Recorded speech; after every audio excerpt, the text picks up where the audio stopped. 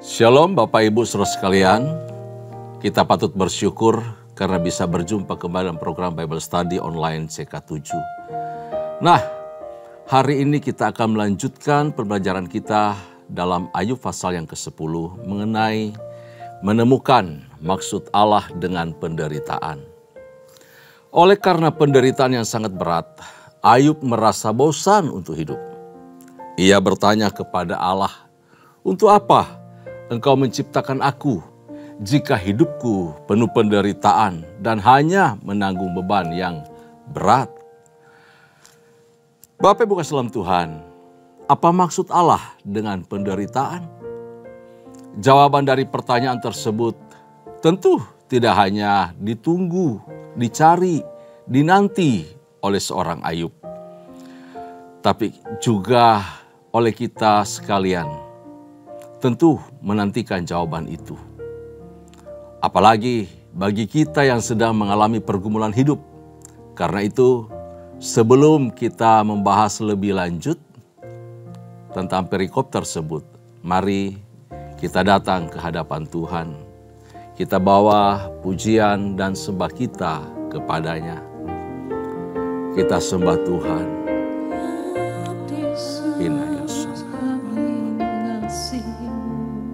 Kami bersyukur, kami bersyukur, terima kasih, Yesus Tuhan, haleluya, terima kasih Bapa, Tuhan kasih dan sayang-Mu, haleluya,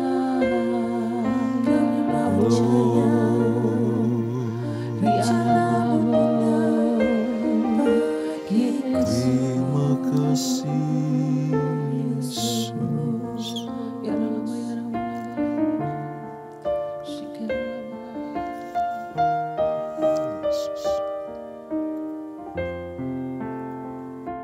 Sekalipun aku dalam lembah kelam, ku tak takut sebab Kau besertaku. Sekalipun badai topan datang menerpa, ku tak gentar sebab Kau di sisiku. Aku percaya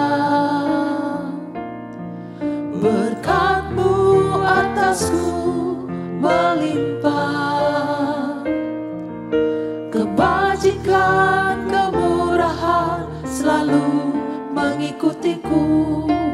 Ku puji, ku sembah Kau Tuhan.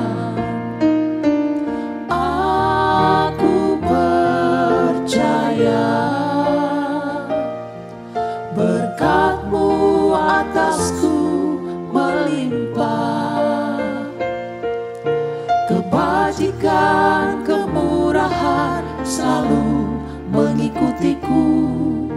Ku puji, ku sembah Kau Tuhan.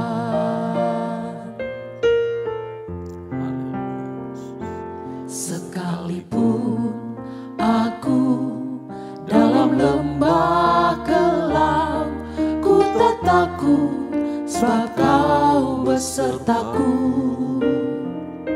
Sekalipun badai topan datang menerpa, ku tak gentar sebab Kau di sisiku.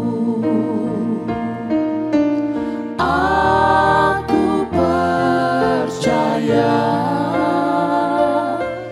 berkat-Mu atasku melimpah, kebajikan, kemurahan selalu mengikutiku. Ku puji, ku sembah Kau Tuhan. Aku percaya berkat-Mu atasku melimpah, kebajikan, kemurahan selalu mengikutiku. Ku puji, ku sembah Kau Tuhan. Aku percaya berkat-Mu atasku melimpah. Kebajikan, kemurahan selalu mengikutiku. Ku puji, ku sembah Kau Tuhan.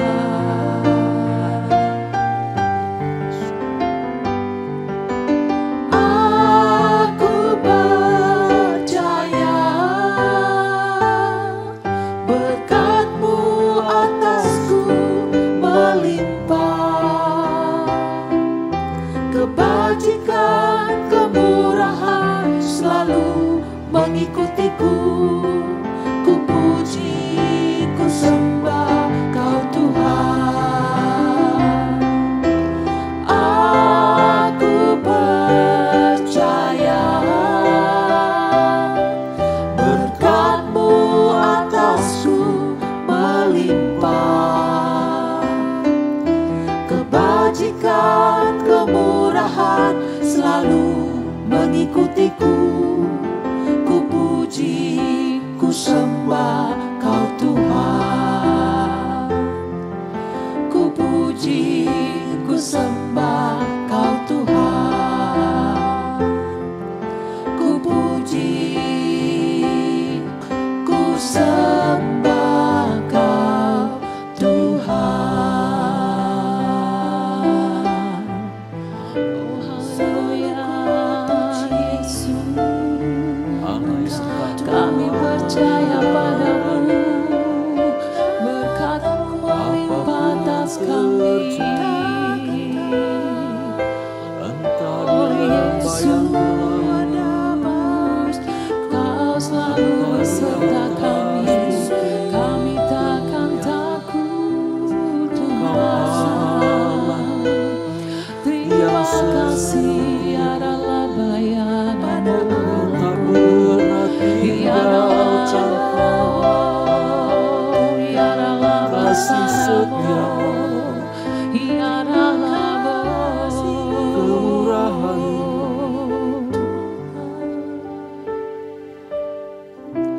Ya Tuhan, ku percaya.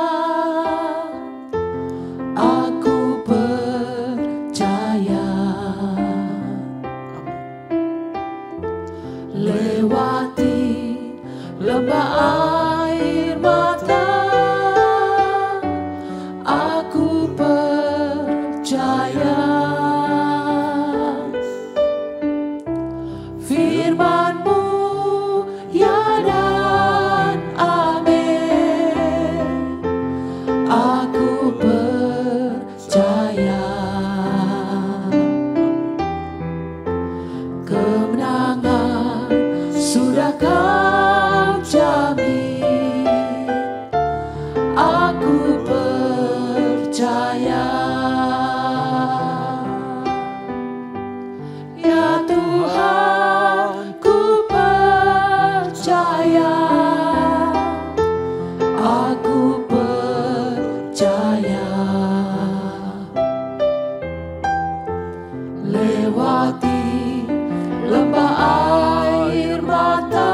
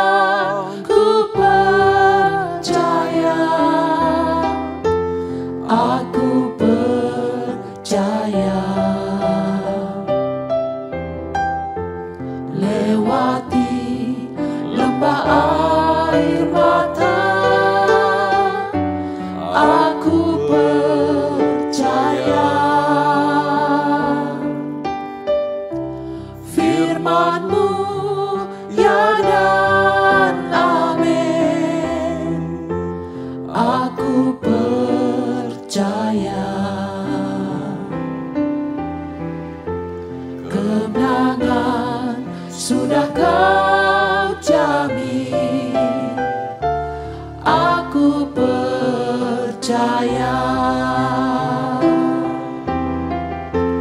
Kemenangan sudah Kau jamin, aku percaya.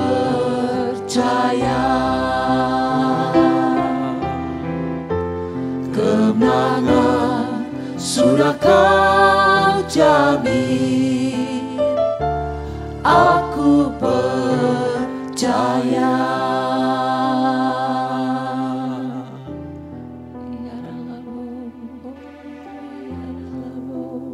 Kami mengucap syukur, kami punya Tuhan yang tidak pernah meninggalkan perbuatan tangannya.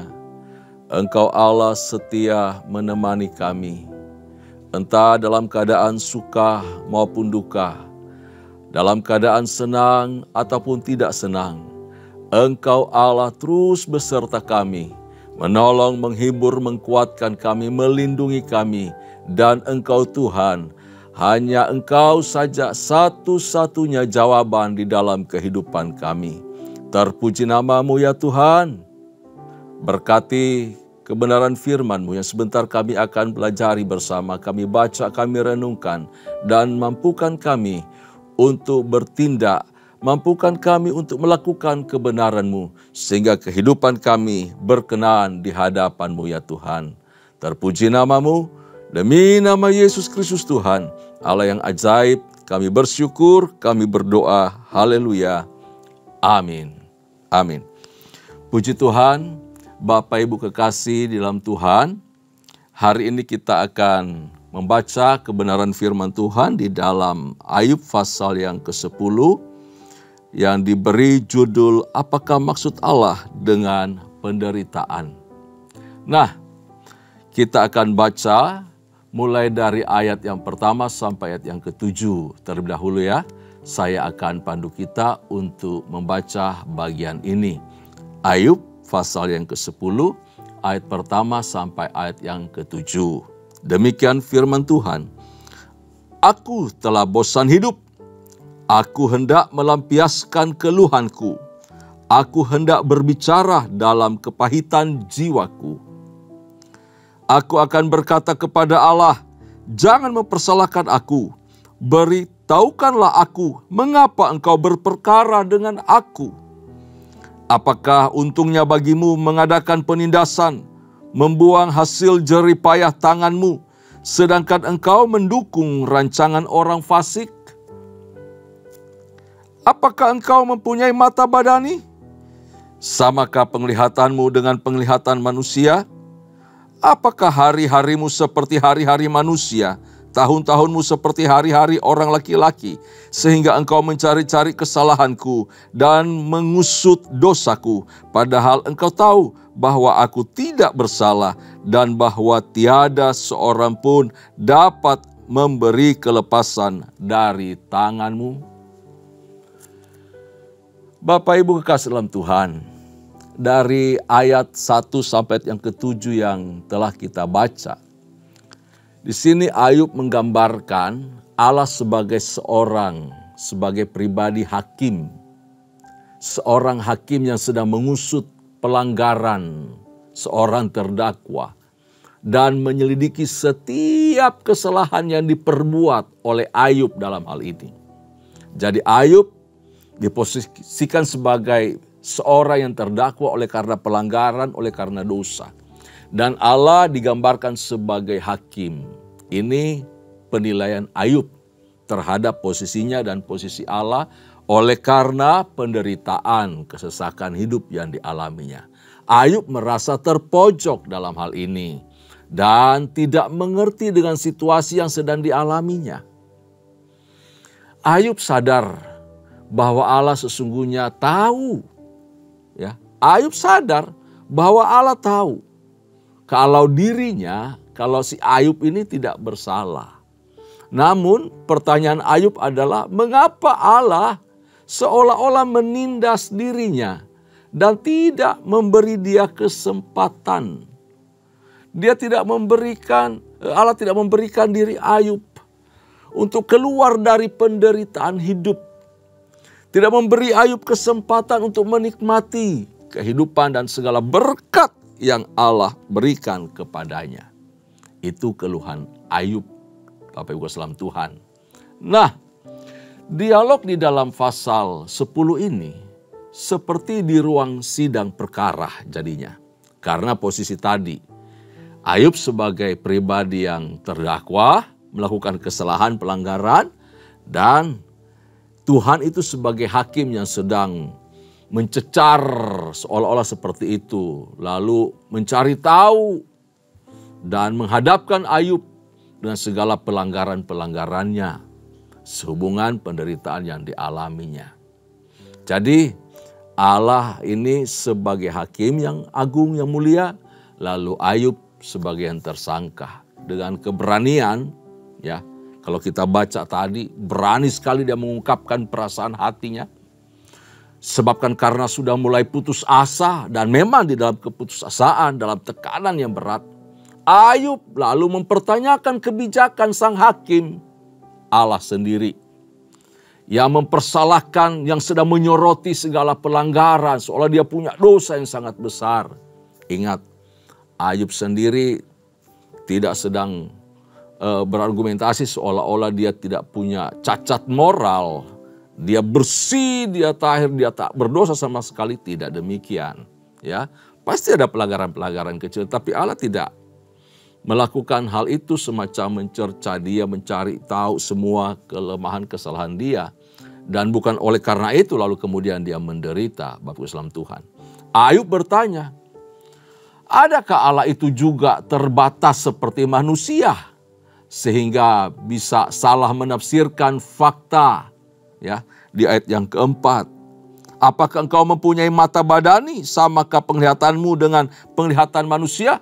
Kalau engkau Allah yang maha tahu, maha mulia, maha kuasa, harusnya engkau tahu aku nggak berbuat dosa, berbuat salah yang sangat fatal yang membuat seharusnya engkau marah terhadap pelanggaran itu. Atau apakah engkau Allah itu sebagai hakim di hadapanku gagal untuk mengejar, untuk menghakimi orang yang bersalah? Itu di ayat 5 dan ayat 6. Sehingga karena tidak berhasil mencari dan menghukum orang berdosa, hukuman itu kau timpakan kepadaku. Ini betul-betul dialog yang sangat berani dari seorang Ayub kepada Tuhan. Jawabannya jelas, tidak. Allah tidak seperti itu. Tuhan tidak seperti itu. Allah sungguh-sungguh memenuhi syarat untuk menjadi hakim yang adil. Hakim yang agung bahkan bagi segenap bumi. Dia maha tahu. Allah itu maha kuasa. Ya, di ayat yang ke-7, padahal engkau tahu bahwa aku tidak bersalah dan bahwa tiada seorang pun dapat memberi kelepasan dari tangan.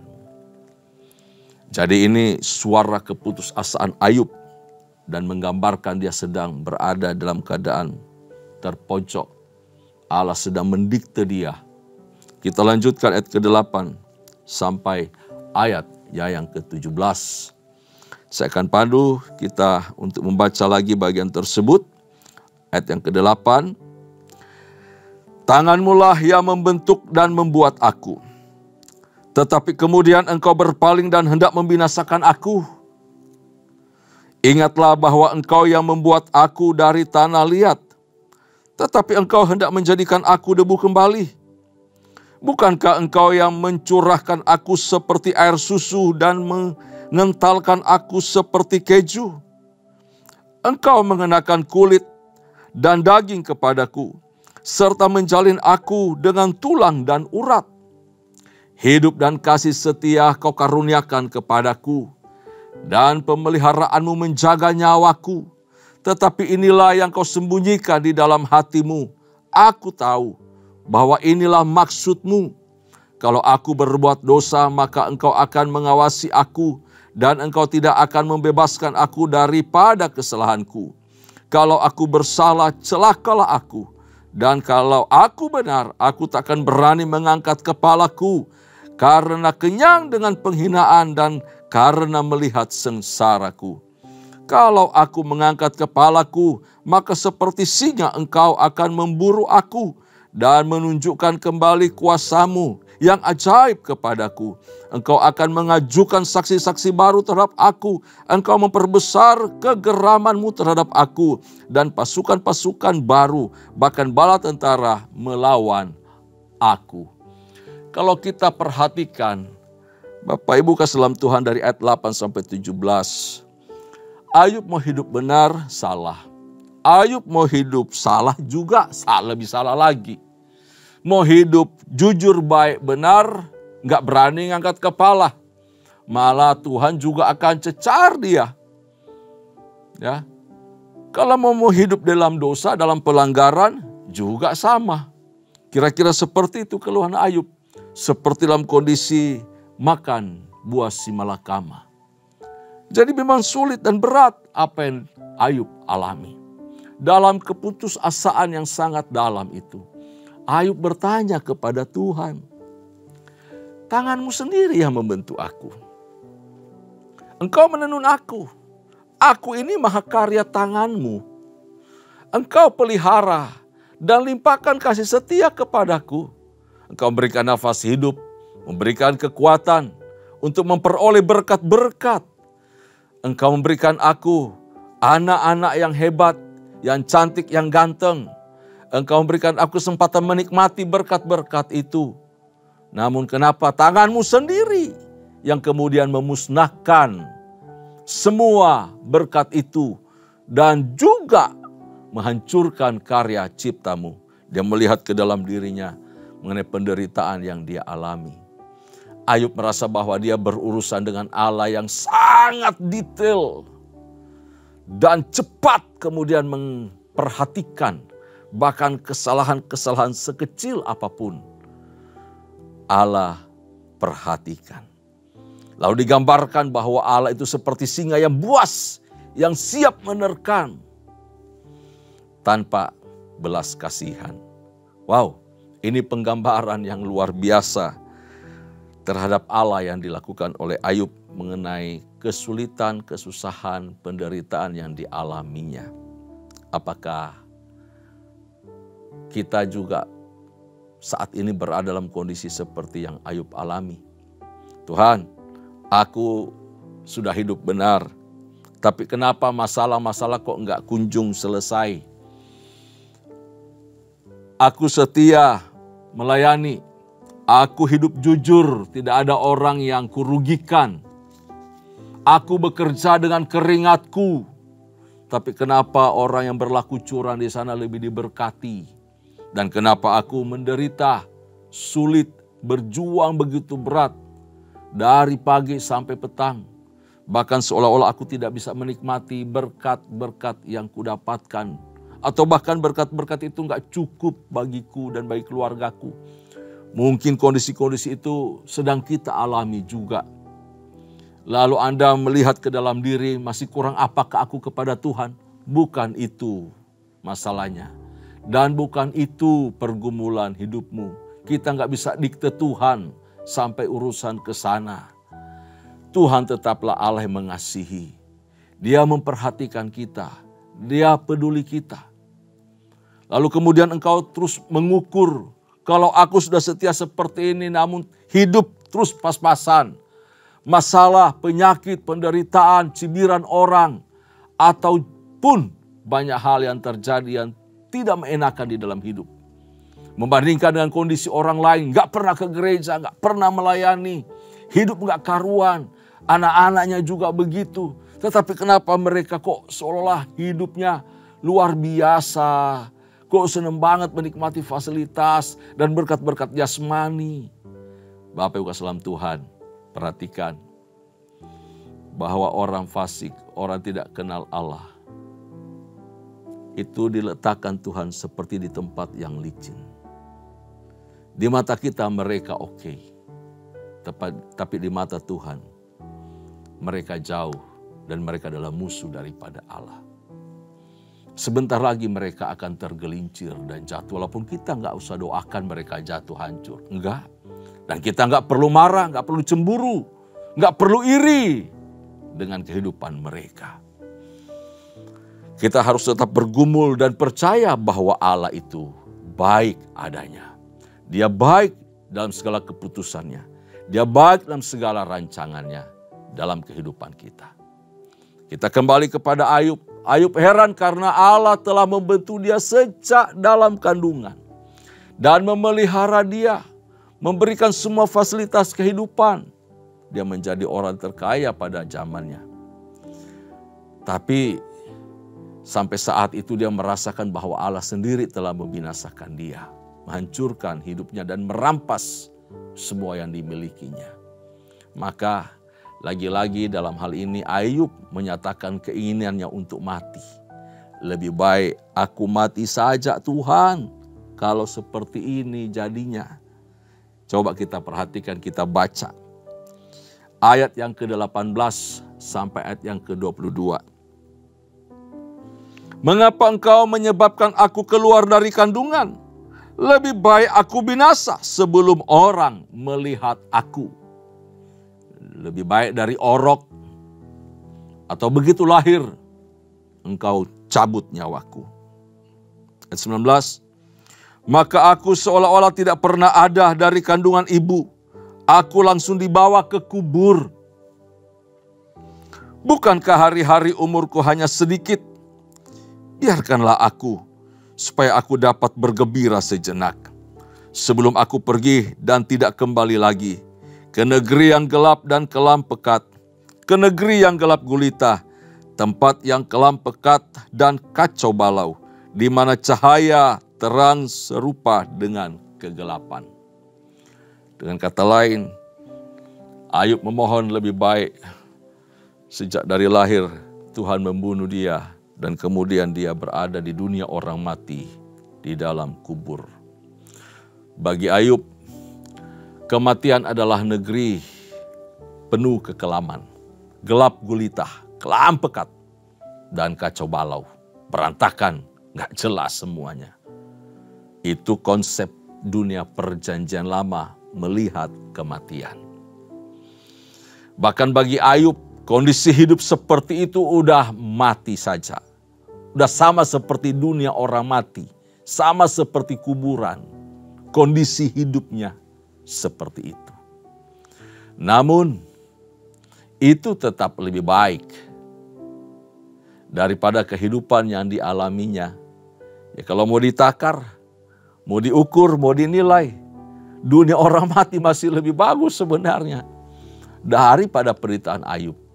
Oleh sebab itu dia meminta lebih baik aku mati, selesai, berakhir. Ayub tidak sanggup memahami penderitaan yang dialaminya. Bapak Ibu kasih dalam Tuhan, kalau kita perhatikan dari kehidupan Ayub dan penderitaan yang dialaminya, ada dua plot dalam kisah Ayub ini. Dua plot. Yang pertama adalah plot ilahi. Sesi pertarungan atau debat antara Tuhan dan iblis. Bagaimana terjadi di alam roh, ada pertaruhan yang luar biasa. Tuhan yang mengizinkan untuk iblis masuk mengecoh Ayub, mengambil, merampas. Ini prinsip bahwa Allah mengizinkan segala sesuatu. Tanpa Allah mengizinkan segala sesuatu terjadi, tidak mungkin iblis bisa datang mendekat menjamah Ayub. Dan plot kedua, yaitu plot manusia. Plot insani. Ini bicara mengenai debat Ayub dan teman-temannya. Ayub dan teman-temannya terlibat di dalam perdebatan yang cukup memakan waktu dan ini paling panjang sampai pasal-pasal 30 lebih. Di mana teman-temannya silih berganti menyampaikan pendapat, argumentasi dan Ayub menyanggah. Terus menerus seperti itu. dari plot antara Ayub dan temannya terjadi pergumulan batin, pergumulan iman. Mengapa Ayub kok penderitaannya lebih berat daripada penderitaan orang lain? Kenapa kesukaran yang Ayub alami lebih sulit, lebih berat dari kesukaran yang dialami oleh orang lain? Bapak Ibu saudara Tuhan, seolah-olah bahwa apa yang Ayub alami itu disebabkan oleh karena dosa dan pelanggaran. Dan itu penilaian kawan-kawannya. Satu sisi Ayub melihat dan menguji kepada dirinya bahwa saya tidak berbuat salah apa-apa. Saya nggak berdosa di hadapan Tuhan. Aku bersih. Dan tidak mengerti, tidak bisa mencari dia punya dosa. Ya mungkin hal-hal kecil nggak sempat luput daripadanya. Tapi secara keseluruhan tidak ada satu takaran dosa yang patut dihukum seperti yang dia alami saat itu. Atau upah keadaan hidupnya saat itu oleh karena dosa yang telah diperbuatnya. Nggak ada pertimbangan ke sana. Nggak ada ukurannya. Karena itu Bapak Ibu saudara Tuhan, kitab Ayub memaparkan kepada kita bahwa sesungguhnya tidak ada ikatan yang sangat kuat. Atau tidak ada ikatan kuat, tidak ada hubungan yang kuat antara penderitaan dan dosa. Gak ada. Kita tahu dalam plot ilahi bahwa Allah mengizinkan dan Allah memuji sikap Ayub.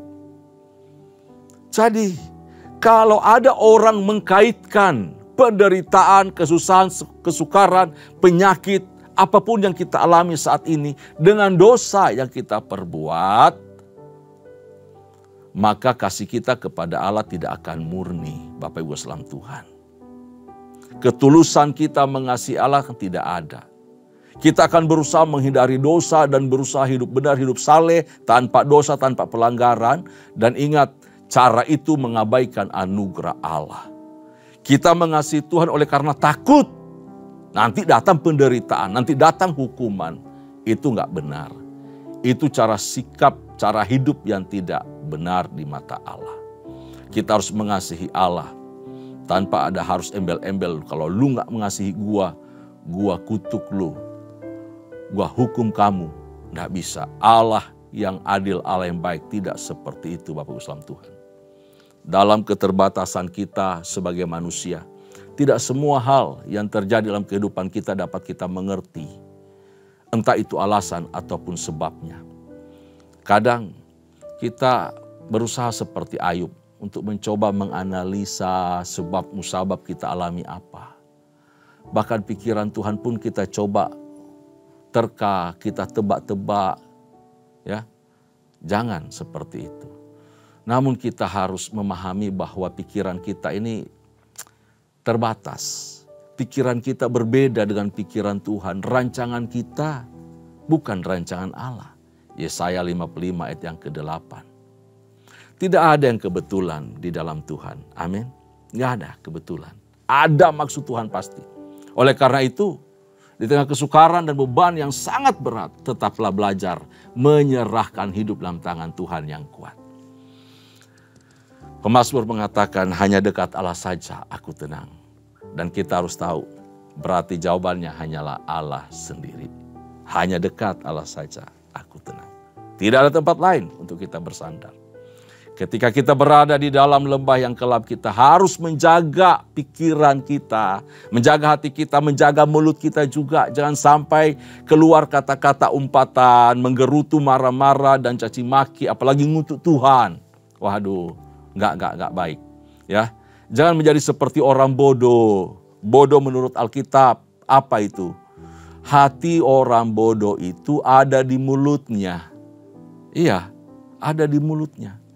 Tetapi mulut orang bijak ada di hatinya. Ya. Hati di mulut berarti berbicara tanpa memikirkan lebih dahulu, tanpa mengolah. Sama seperti yang dilakukan oleh orang yang sedang marah. Nggak terima kenyataan. Nggak terima ujian yang diizinkan oleh Allah. Nggak terima keadaan hidup. Marah. Lalu keluar umpatan macam-macam.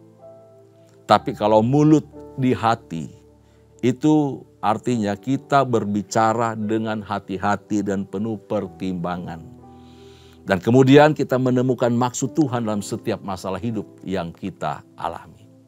Jadi, apa maksud dari penderitaan yang Allah izinkan kita terima? Apa maksud Allah dengan penderitaan yang dihadapi Ayub dan juga kalau dari kita ketika kita menghadapi kesulitan dan penderitaan hidup? Yang pertama, bahwa Allah sesungguhnya menggunakan penderitaan itu sebagai sarana untuk kita berserah kepadanya lebih sungguh lagi. Untuk tetap percaya dan mendekat kepada Tuhan. Kedua, Allah itu ingin agar kita merespon setiap keadaan, kesulitan, penderitaan dengan sikap dan cara yang benar di hadapan Tuhan. Punya cara yang benar. Respons kita itu sangat berdampak besar bagi kerohanian kita. Bagi pribadi kita, bagi keluarga kita, dan bagi orang lain. Juga bagi Tuhan. Tuhan yang mengizinkan penderitaan yang kita alami. Mari kita respon dengan cara yang baik dan benar. Yang ketiga, bahwa Allah itu mengajar kita tentang hikmat-Nya yang tak terselami. Dan kemahakuasaannya yang tak tertandingi. Siapa yang mau menyelami Tuhan? Punya pikiran, punya hati? Gak ada. Gak bisa. Otak kita hanya segede Pak Pau. Ya, segenggam ini memikirkan, mencari tahu, menyelami hikmat Allah yang luar biasa besar yang tak terkira itu. Yang tak terbatas itu. Sesungguhnya Bapak Ibu sekalian Tuhan dalam kesulitan, jadikan Tuhan sebagai tempat pengungsian kita. Sadari bahwa Ia menyertai kita, Ia tahu jalan hidup kita. Dan memberi kita pertolongan serta pemulihan dari kesesakan hidup.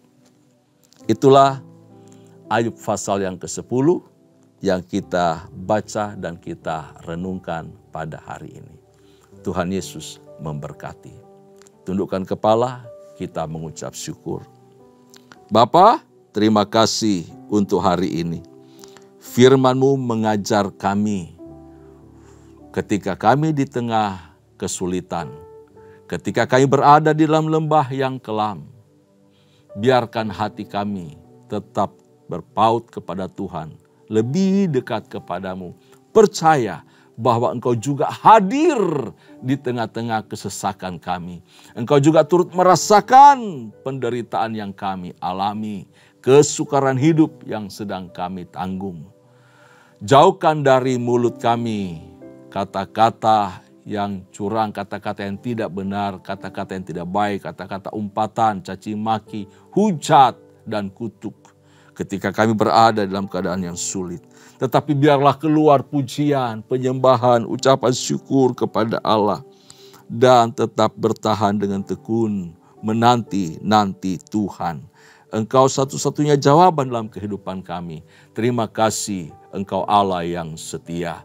Kau berkati keluarga demi keluarga, setiap pribadi yang menyaksikan tayangan ini. Dalam nama Yesus diberkati oleh Tuhan. Terpuji nama-Mu, kami bersyukur dan kami berpisah dari ruangan ini. Kekasih-kekasih Tuhan, arahkan hatimu di hadapan Tuhan dan terimalah berkat. Anugerah serta berkat yang melimpah dari Allah Bapa, kasih sayang di dalam Kristus Yesus Tuhan serta persekutuan yang manis dengan Allah Roh Kudus menyertai kita mulai hari ini sampai parusia Tuhan datang pada kali yang kedua, bahkan sampai selama-lamanya. Setiap kita yang percaya sama-sama katakan amin. Tuhan Yesus memberkati.